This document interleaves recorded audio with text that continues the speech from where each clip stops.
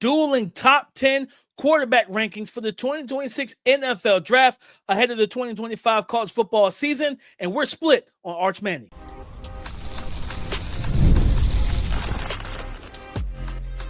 You are Locked On NFL Draft, your daily podcast covering the NFL Draft. Part of the Locked On Podcast Network, your team every day.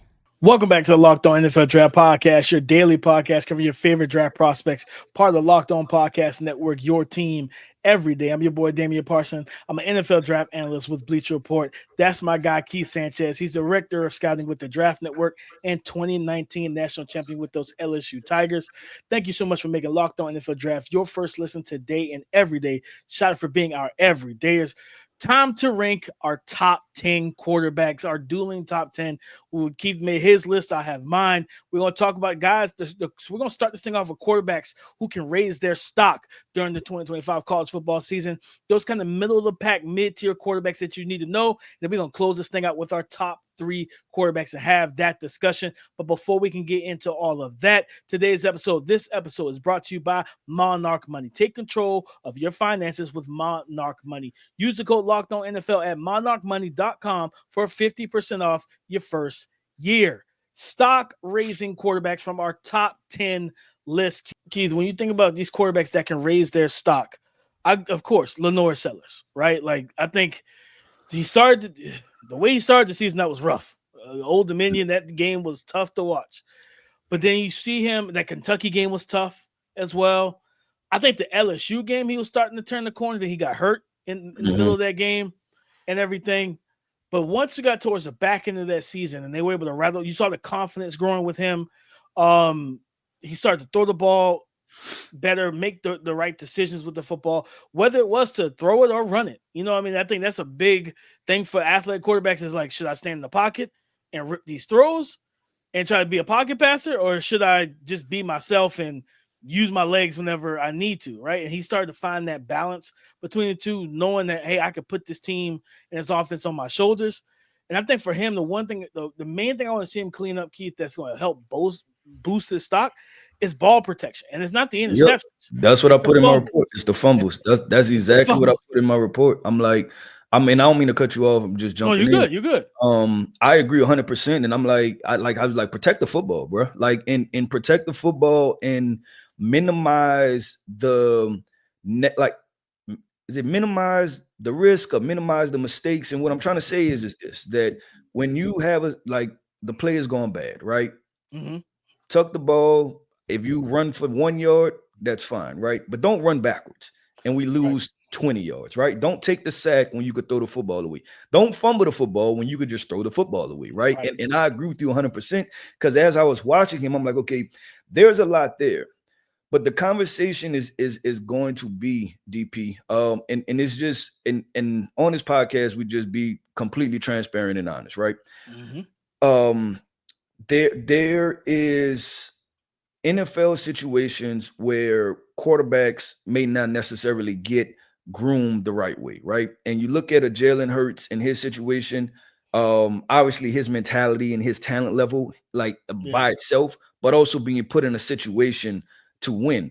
I think LaNorris Sellers has to minimize the risk because we know translating to the NFL, every place won't be a place that helps minimize your opportunity to make mistakes. That won't happen, right? Like that's just, it won't give you that growth curve that you necessarily need. We watched with the Colts, right? And everybody consensually felt like, hey, Anthony Richardson is raw. He needs to develop some things. He needs some time, right? This might be a guy where what they're doing now, they should have done 3 years ago, where sit him on a bench with a veteran and block out the noise. Fan base, we don't care if you want to see Anthony Richardson. Anthony Richardson is not ready. We're not finished cooking, right? Like, go sit down, go watch some TV, like your mother would tell you, right? Go watch some TV, right? Until dinner is done. When the dinner is done, right? Like, that's the mentality that you have to have. And when I see LaNorris Sellers, I see a guy with tremendous upside, like a lot of upside, DP. And can be one of those guys that could be dominant with his arm and dominant with his legs, but minimizing risk is going to have to be his thing overall. As a player, 100%. I jumped in, DP. I went with John Mateer as a player. That's another one mitigating risks.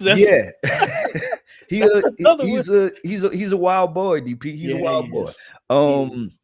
But to your notion, right? Minimizing risk, and he's a guy. I think he has football instincts. When you watch him, he does a lot of creative, like, what are we doing type stuff, right? Like that kind of Tony Romo, where they like, because Tony was one of the first quarterbacks to kind of spin out. You know what I'm talking about? Like feel the pressure and then just kind of like roll out and kind of spin out of there and spin out of the pocket. So he has some of that kind of sneaky athleticism, elusiveness to him. He's another guy, like you said, that just needs to protect the football overall. But him being at Oklahoma with the weapons that they have, I think he's a guy that can elevate his stock. And the conversation is this: we just seen Jackson Dart at this time last year was not a first rounder. JJ McCarthy, up into the last 3 weeks for everybody else, we talked about him. We were one of the first people that talked about him and said, hey, if you kind of go watch that Michigan State game, there's a lot there to watch, right? There's a lot there to like. JJ McCarthy wasn't a first rounder until the last month of the draft process. Tyler Shuck, right? Tyler Shuck was not a guy that was a first rounder until after the Senior Bowl, and it was still a couple weeks after the Senior Bowl, right? Like, we don't know what really elevated him to being the top of the second round. So I look at a guy like John Mateer, and I think him being at Oklahoma, you're talking about a big program, opportunity to win a lot of games, playing in the SEC, bright lights, with his talent, with those weapons, he has opportunity to, and for a lot of people, he's totally off the radar. But I think he can place himself on the radar and be like, you know what? We'll be willing to take a swing on this guy in the second or third round. Yeah, I was watching some tape on him the other night because we're getting ready for scouting reports and everything at BR.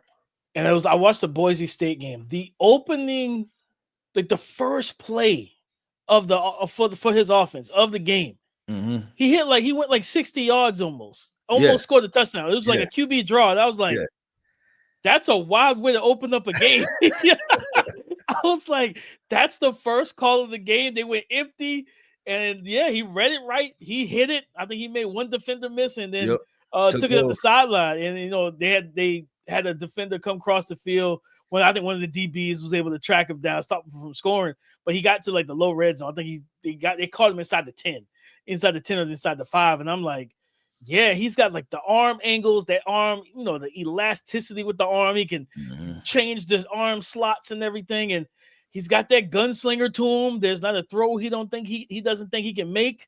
It's like, like if you could just get you the bottle and the playmaking ability. Like I think that's where just mitigating risk. Like, all right, make a calculated risk. Like, okay, I'm a scramble. I'm gonna do my thing, but I'm not going to do it to the detriment of my offense because he just gets so helter skelter at times with his playmaking. It's like, man, if you just kind of, it's almost like watching almost a modern day version of Johnny Manziel a little bit.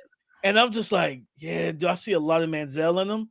But I feel like he had, like you said, the instincts. I feel like he has better football instincts than Johnny did. Johnny was like, well, I'm going to run around his backyard football and Mike Evans is down there somewhere. I'm going to chuck this 60 yards. And then Mike Evans came down with the ball. Where I do see John Mateer make structuredized throws and things like that, where I didn't see a lot of that from Johnny. But still, that fun playmaking that Johnny had at Texas A&M, John Mateer has a lot of that too. From playing at Washington State, now going to Oklahoma in the SEC. Yeah, like these defensive ends are legitimate athletes, big dog. Like you got to make sure you don't out leverage your tackles doing a lot of that. Because, like you don't want whoever's at Georgia right now, I don't even know who their edge rushers are. But one thing we do know, they're big, they're athletic, and they're strong. You don't want those guys. You don't want those guys being able to box you in as you're drifting 15 yards in the pocket, spinning around, doing things. Fun player, man. I think, he came in for context on your list, he came in at 9, I believe. Yeah, he was okay. He was 9 for both of us. John Mateer came in at 9 for both of us, man. So I like his game. He's got to clean some stuff up. But I think both him and LaNorris are two guys that can absolutely raise their stock ahead of the NFL draft if they both declare it. Yep, 100%. With DP, you know what we're going to do, man? We are going to save the top of the class for the end of the podcast, right? We're going to talk about those top 3 quarterbacks at the end of the podcast. What we're about to do now is talk about those guys that's kind of floating in the middle, right? And have the conversation of how do they elevate themselves from second rounders to first rounders to potential top 10 picks in the 2026 NFL draft. We're going to have that conversation coming up next. Most people can't name all their financial accounts or even what they're worth, whether it's 401ks, properties, or investments. And when you don't have the full picture, you can end up leaving money on the table. That's why there is Monarch Money. It's an all-in-one personal finance tool that brings your entire financial life together in one clean, easy to understand interface on your laptop or your phone. Monarch does the heavy lifting for you. You can link all your accounts in minutes, see clear data visuals, get smarter categorization of your spending, and finally feel in control of your money without ever touching a spreadsheet. Don't let financial opportunities slip through the cracks. Use the code LOCKEDONNFL at monarchmoney.com in your browser for half off your first year. Again, that's 50% off your first year at monarchmoney.com with the code LOCKEDONNFL. Mid-tier quarterbacks that could potentially move themselves up the board out of our top 10 list. The rest of the top 10 will be revealed a little bit later in the show. Keith, let's talk about Taylon Green, man, from Arkansas. The big, what is it, 6'6", like 220, 6'5", 6'6".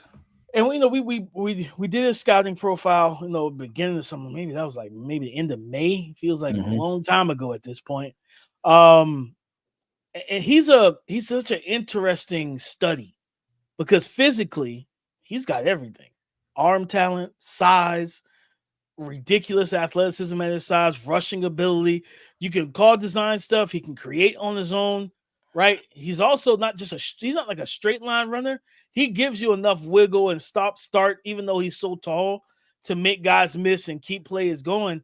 The thing I think he needs to do is, we just talked to him, it's kind of same thing, mitigating risk and turnover worthy plays. He puts the ball in harm's way a lot, as a passer. And he's got to clean that up. Yeah, and some of that is tied to accuracy, right? Like just, supposed to make certain throws and ball placement. And I think that's two words that gets underestimated in quarterbacking is ball placement, right? Like, because it's not just that when you get to the college and NFL level, it's not about just throwing it to the wide receivers area, right? Everybody can do that. It's about putting the ball in a specific spot to where you're protecting the football while also giving your wide receiver opportunity to catch the football. And then on the NFL level, you just better be pinpoint, right? You better be pinpoint accuracy, or you're going to have to pay for it. So I agree with that. And Taylon is a guy that how do we put this? With his upside, I'm surprised that even bigger schools didn't take a swing at him. Because we talk about the 6'6" and athleticism in college, the quarterback, and because we talk about the NFL, right? Like quarterbacks and them throwing the football can dominate football games, right? In the NFL. In college, running quarterbacks can still dominate football games, right? In college football. And he as his running upside, I think, is through the roof. And it made me think about guys in the past, and not saying he's as talented as, but one name that came up to me was Terrell Pryor. With Ohio State back in the day some years ago, and how it was this big 6'5" frame, athletic, right? And I think Terrell still had to develop as a passer, but it was kind of some of those similar traits. And I thought about, just Kansas, Will Howard being at Kansas State, and Ohio State was like, nah, let's go get our hands on him, right? And so I was surprised that he actually stayed at Arkansas when I looked into his film, because I think he was a Boise State transfer. I think he started at Boise State, then went to Arkansas, then now, he's wrapping up this year. So we'll see what he's able to do. But I'm right there with you, DP, with Taylon Green and the upside of him. I want to bring up two quarterbacks. One guy I know you like more than I do, Drew Aller, a mid-tier, and for some people he's like a QB1. But Nico, when I really jumped into Nico Ema film, for me, he's a mid-tier guy at this moment, because I'm not out and I'm not all the way in either. I'm in the middle, and some of it had to do with the Tennessee offense. I seen a lot of fastball pitches, right, that were kind of on one trajectory as far as the ball, right? The ball's on a very straight line trajectory. And now I want to see, it's almost with a wide receiver, and you ask yourself, hey, can they run every route on a route tree. For him Or as they're a just fast. quarterback, I want to see right. I want to see if he can make every throw. And I'm talking about different concepts like cell concept, and you have to hit that corner route, right? Or if it's a skinny Yeah. post and you have to drive those things, and just different things like, or the smash concept, right? And you have to hit that corner route. I just want to see if he can put some arc on the ball and drop the ball in the bucket too, because a lot of things with Tennessee, in my opinion, were quick end breakers and throw the ball vertical, but really adding elements to having a layer of football fitted in between defenders and things like that just wasn't there. But I think he can elevate himself because of the natural pure arm talent. He can elevate himself to being a first round guy. He just has to do it. I mean, yeah, he's super gifted. Like 6'6", like 210, straight line speed, rocket of an arm. That's like, I forgot about the athletic part of it. Like he can run. he's got everything you want to mold and to shape. And I didn't put him on my list because of what Tennessee asked him to do made it difficult to just evaluate him for me. I was like, but I've seen some stuff from UCLA's practice, and I was like, okay, now he's starting to look like a quarterback, because Tennessee doesn't actually be a quarterback. You know what I mean? It's just like make these extended handoffs, essentially. Like it's just easy, so much spacing and everything else. And it's like, then you watch, like, for example, if you watch the Detroit Lions 2 preseason games, Hendon Hooker does not look like an NFL quarterback right now. And he's been sitting on the bench since he got drafted, but he came out of that system that didn't give him the reads and the mental. Like he's a smart dude. We talked to him at the Senior Bowl. Very intelligent young man. But from a football standpoint, it's stuff he wasn't able to see. You're not able to see structuredized coverages because everybody is stretched out to the sideline. Yeah, and that's a huge point, DP, when you're talking about and is multiple things. You're never seeing a true NFL defense the way it looks. Like forget running your offense. Like forget your offense. You never see an actual defense because of what your offense does. The defense always looks the same way, right? They have to match it. Yeah, or they show you maybe 1, 2, 3 different coverages the whole entire time because that's the only way to defend you, right? When you talk about, when Nick Saban was coaching and he would talk about like, hey, how these guys are outside the numbers and what that forces us to do. And you talk about the Kirby Smarts, right? The guys that see Tennessee every year, they talk about, no, you have to play this way. Like this is the coverage you have to play and you have to do this and it has to stay like this. And so I'm with you that like it kind of hampers the development part because as soon as you break huddle as a quarterback, you're okay, cool. I mean, 2 high, 1 high. Well, your safety's both on the numbers, right?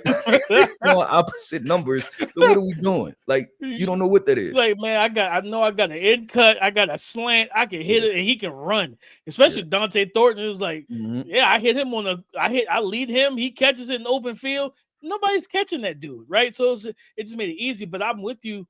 He's somebody he could have went into the first segment. For me, is a stock raising quarterback, and the stuff that I've seen looks like he's layering the ball a little bit better, things like that. UCLA making reads, like playing quarterback, because that's going to be more of a pro style system or closer to pro style than what he ran in Tennessee and everything. So that's kind of how I look at it, Keith. For me, I look at another guy I think that's like that mid tier. I think about Sam Levitt over at Arkansas. Arizona State. Okay. Arizona State. And my comp for him is a more athletic Brock Purdy.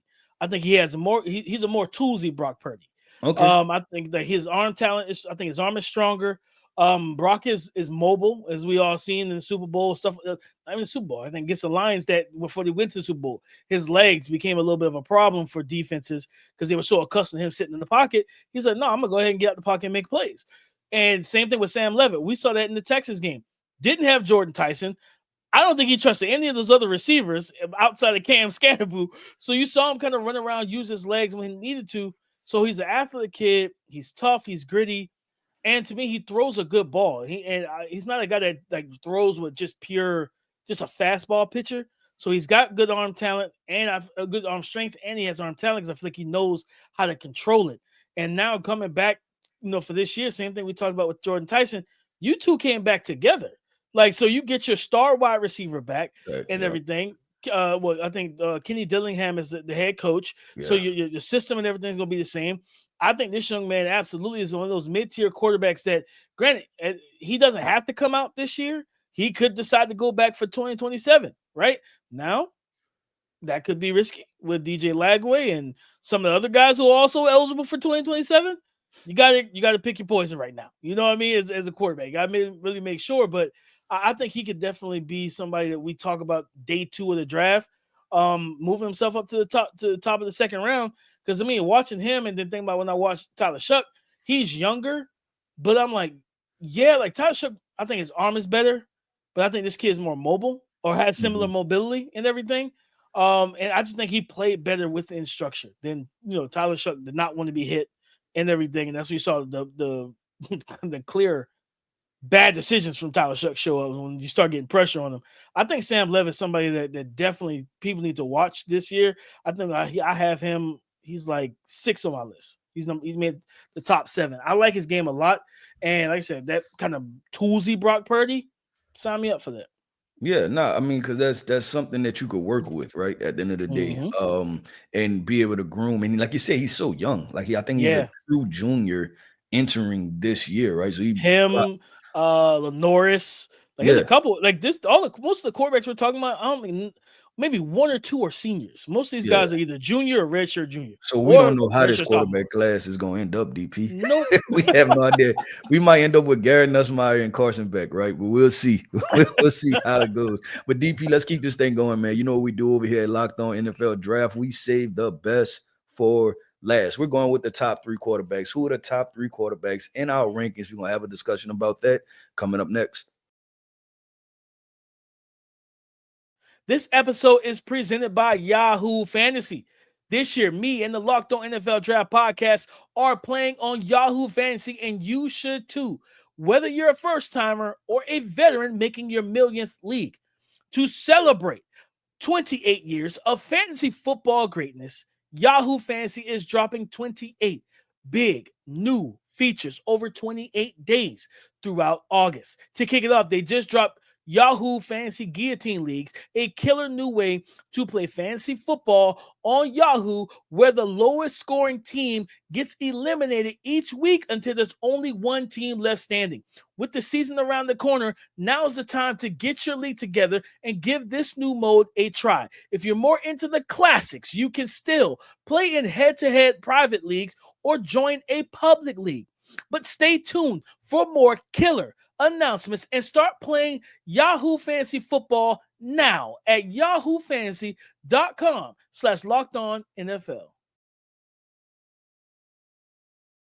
Thank you for making Locked On NFL Draft your first listen today and every day. Shout out for being our every day is our top 3 quarterbacks on our top 10 quarterback list. This will be posted in the community section of our YouTube channel. It will be posted on the Locked On NFL Draft Twitter channel, where you can go Twitter page, where you can go find that LO_NFL draft. So I will get that stuff posted up later on today as well. But Keith's top 3, he has Cade Klubnik, quarterback out of Clemson, Garrett Nussmeier, quarterback out of LSU, and then Arch Manning, the redshirt sophomore out of Texas, who everyone's excited to see this year. On my list, in my top 3, I have Cade at number 3. I have Garrett Nussmeier at number 2. And I have Fernando Mendoza, who's transferring from Cal to Indiana, as my number 1. And Keith, as you can see on my list, DP, I have Arch. Yeah, we got to talk about that. We're not about to skip that part. The people want to know where is Arch Manning. That's what the people want to know. They want to talk about it. You have Arch at QB 10, DP. We got to talk about it. Yes, I have Arch at QB 10.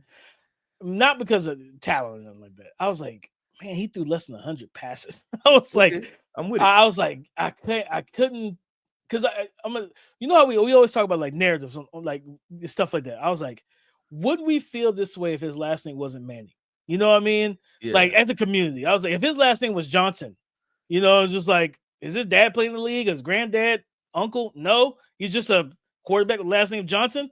He's good, but I'm not. He's only threw less than 100 passes. So that's why I put him at. I still made him put him on my list because I still love what I saw from Mississippi State. The other game he started, he could play. We got to see him. My thing is, I want to see him in a full season where like those other guys on this list, they know what it's like to be game plan for. They know what it's like to go week in and week out. The defense knows we got to stop you. And we didn't get a chance to see. I wanted to see that. I'm gonna say Kirby's fine. Steve Sarkisian said, no, I'm gonna play Quinn Ewers because Quinn is healthy. Yeah, whatever. I wanted to see Arch get that opportunity to just last year. I feel like the offense would have looked better with him because of the physical ability, the running ability, the arm talent, all of that is there. Now I need to see it for a full season. You talked about it on I think Monday. The pressure for Arch Manning. I don't know, I said Drew Aller, but Arch Manning might have the most pressure for real out of all these quarterbacks in college football, for sure. Yeah, 100%. Whether he succeeds or fails, right? And that's the pressure in itself. If he's average, right, then it's still pressure to be great.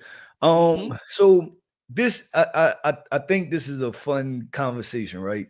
Fun proposition what I'm about to talk about.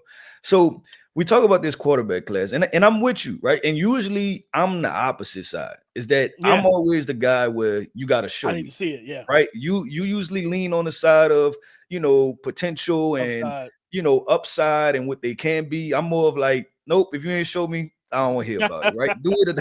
I don't want to hear about it. But this is what I was going through when I was going through the list, DP. I was sitting, I'm like, man, okay, so get this out the way. The two I almost swapped was Nussmeier over Arch, right? And that was because of what my core principle is, like, you got to show me, right? Yep. So I almost went Nussmeier, and if I really had to rank them, it would probably be 1A, 1B, right? And then depending on which side of the bed I woke up on that morning of how I feel about them. But as I went through the rest of the list, DP, and 1, 2, 3, I think QB3 for me was Cade Klubnik, right? Yep. And I'm asking myself as I go down the list of these guys, and I'm like, do I trust Arch Manning or Cade Klubnik more? And I'm like, I don't like maybe Arch because Cade has had bad plays, right? Like that's what I'm thinking to myself.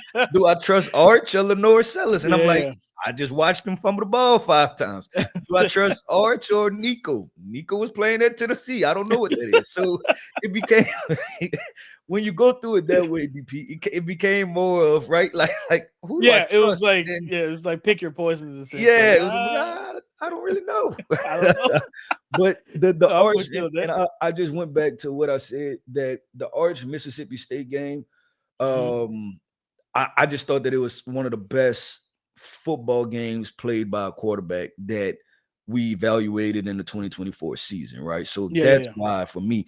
Now, the flip side of that coin is, DP, is that we watched Connor Wegman torch Miami. Remember that last summer? And we were like, oh, Connor Wegman could be QB 2 or 3, right? And by the way, and now Connor is at Houston. So I understand. I'm taking a risk, and to be completely honest, if you ask me if it has something to potentially do with the name, I'm trusting pedigree, right? I'll be honest, right? It's the bloodline, the pedigree. It's a real thing. Bloodline, and it could turn around and bite me. And like I said, this is usually not to my scouting core, but going to the little bit of sample I have, I'm like, you know what? I think this guy can definitely be QB1 in this class. But Nussmeier and him, you could take him and swap him. And to your point, I mean, if you even flip it to like Marvin Harrison Jr., right? Like, coming off of that solid but not great rookie year, who can he call and be like, all right, watch let's watch. I can call my dad, a Hall of Fame wide receiver. Like, let's watch this tape. Where you tell me, even though our games are totally different because I'm bigger than you, I'm a much bigger player than you were.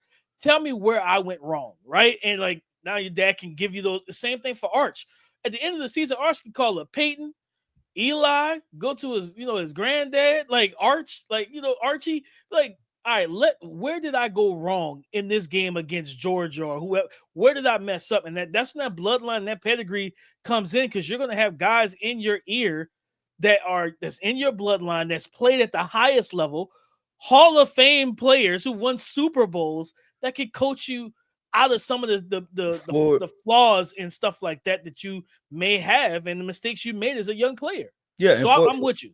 For example, I mean, you look at Shador and he still has a whole career ahead of him, right? But I'm just talking about purely week 1 of preseason of his rookie year, and why I was like, okay, this guy looks comfortable. And it's because he's been there before. Like it like nothing phases him at this point. It's because he's had pressure on him his entire life, And that's the bloodline stuff. That's coming up as a legend's son, right? And always being in the spotlight. So, and having to produce, and then also, like you're saying, to get some of the best advice. Like, not only can Arch call, his uncles, but I'm pretty sure he has access to call any quarterback he wants, right? If he wants to get Tom Brady and Joe Montana on the phone, I'm pretty sure Tom Brady is not turning on a call from Arch just out of respect for the brotherhood of them playing quarterback, right? So exactly. I think that's how it will be. But real quick, DP, you have Fernando, and I don't want to skip over that, but real quick, I know we got a minute and a half left. Fernando Carmanza, Mendoza, I'm sorry. Yeah. Fernando Mendoza as your QB1. I think a lot of people will be interested in that and talk to him and why. Man, my comp for him, he's an athletic Joe Flacco. Like, you turn on the tape against Stanford. I think he ran for almost 60 yards on the play. I think it was like a QB keeper, hit the edge, and like he took off. He's got being so tall, he's got a weird running style. Like it's like he's almost like he's running up a stairs. It's like high knees rather than like the stride. I was like, man, if you get him with a track coach, you kind of open up that gate a little bit, brother. Like you're gonna eat up a lot more ground, like you know what I mean, with your long legs. But the arm talent is there. His process, and that was something we didn't talk about with Taylor Green. It was like with Taylor. One of the drawbacks with him too was like the third down stuff. Like I've evolved with my maturation process of evaluating quarterbacks. I value third down process so much more than I used to early in my career, because looking at the NFL, that's that money down. It's either listen, what we can't have a turnover. We can't have a bad sack in them situations. You know what I mean? Yeah, and the reason why, because I've always valued that part, right? And another reason why third downs are so important when you go to evaluation, and we just dropping gems on here, scouting gems, is that's usually when everybody knows you're throwing the football. You're throwing the ball, right? yeah. When it's 3rd and 4+, everybody knows. So your operation has to be clean because the DBs know. So they're not playing to run. The safeties know they're not playing to run. The D line, they're pressuring you. So you have to understand pocket presence. That's when you see the most exotic pressure packages on third downs. Linebackers, right? They're not worrying about taking run steps or re-step forward. They may not bite on the play action. So that's when your process has to be the quickest, and it has to be it has to be neat and on point and precise in what it does. And that's why the third down is so important, because usually that's downs where everybody knows that you're throwing the football.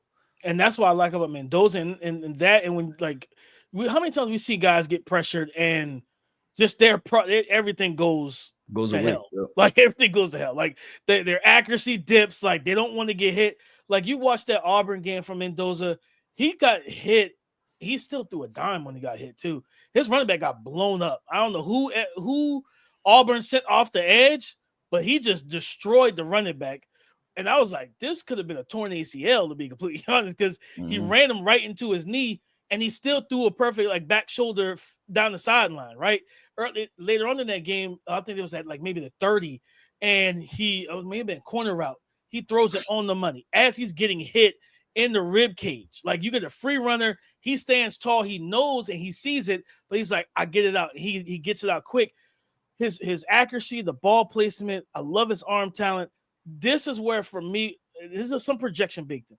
Going from Cal, where they had a terrible protection package, Kurt Cignetti in Indiana protected Curtis Rorick, who was a sitting duck back there in the Big Ten. Like they protected him all season long last year. And I think, remember correctly, Curtis Rorick had a partially torn ACL or a torn ACL, something like that. Going over there now, where you're going to be protected, you don't have to worry about as much of the pressure. And he moves in the pocket well. The pocket mobility is there. The thing I want to see him take a step forward with is his mechanics. That's the part. And it's something that's coachable. He overstrides with his lead foot. He's a slanted thrower. It reminds me a lot of Josh Allen at Wyoming, where Josh was throwing with his head cocked to the side, shoulders leaned to the side. He's just like a push thrower. And he's like, his footwork is just very much not clean. And I'm like, you're accurate and your ball placement is good. Everything is there. Your process is good. These things are good without you being mechanically sound. So that's where I'm at with him. He makes his tape is filled with a lot of NFL reads and throws at Cal. And I think this is an opportunity for him to take that next step forward and really stamp himself as one of the best in college football. Well, I like it, DP. That wraps up another episode, man, of the Locked On NFL Draft Podcast. I want to end this podcast off by saying shout out to our everydayers. Thank you for tapping in with us each and every single day. Every listener is greatly appreciated here over at Locked On NFL Draft. I am Keith Sanchez. You can find me on X at The Talent Code. That right there is my guy, my co-host, Mr. Damian Parson. You can find him on X at DP_NFL. And like we like to say, man, y'all come talk to us because we like to talk back.